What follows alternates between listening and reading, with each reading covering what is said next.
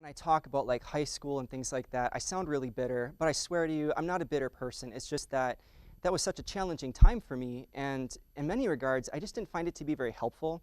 I don't know if it was just my school, but we always seem to have this overabundance of like advanced calculus classes when I would have loved to see more of like life skill classes, like how to cook a dinner. I think that that's a necessity that everybody should know how to do. I wouldn't even know how to change a tire if it weren't for my dad. So. And then you have other classes like sex ed. That's not helpful. I want you to think about this for a second. When a mommy loves a daddy, it took me 5 minutes on Tinder to realize that that is not how things happen in the adult world. So, you know, and as I'm looking out over the audience, there's a mix of ages here. So for those of you who don't know, Tinder is like an online dating app. And that actually got me thinking about just like horror stories for people who go on these first dates, because I know I can't be the only one. And so we hit the streets and we actually interview people to see what their first date horror stories were. Let's take a look.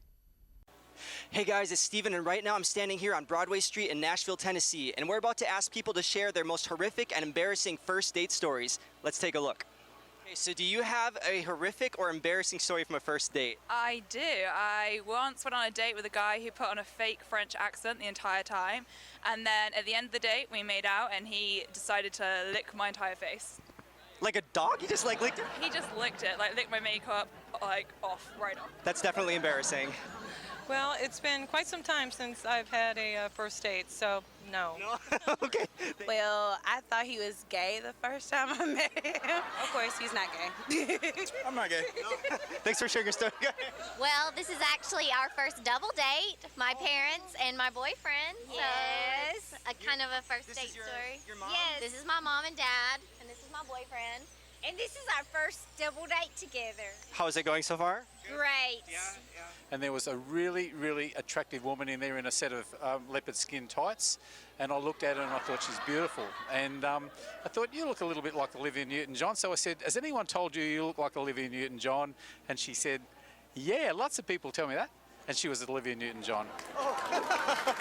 I liked him, and he told me he was 15. He lied at first, and then he told me the truth that he was 25. Oh my gosh, that's a big difference. And how old were you? I'm 34. All right, so do you have a horrific or embarrassing first date story? No, I can't tell you that. Oh, it sounds like you have a good story.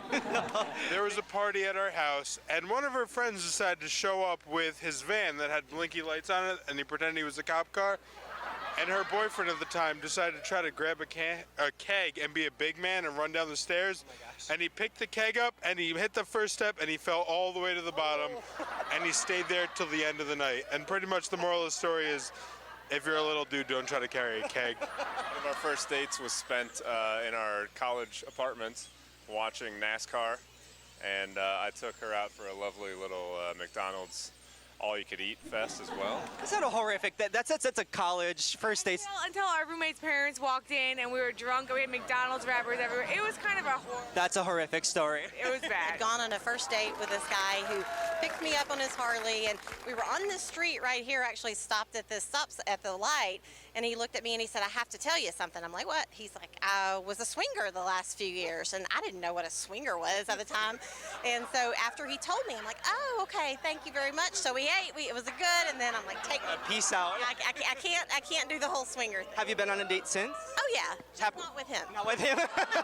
All right, so do you have any funny or horrific first date stories? You know, I don't, because I don't really date. For that reason, actually. No, I'm just kidding. First date stories. Well, one time I took this girl out, first time, and, you know, she told me she had to pee, so I told her, you know, behind my van, it's fine.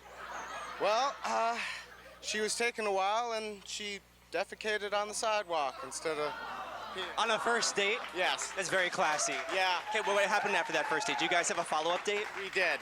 It didn't last very long after that. Yeah. Well, thank you for sharing. Yeah. You know, I don't know what's worse, what she did or the fact that he actually went on a second date with her. That's terrible. Anyway, guys, I want you to put your hands together for my first ever musical.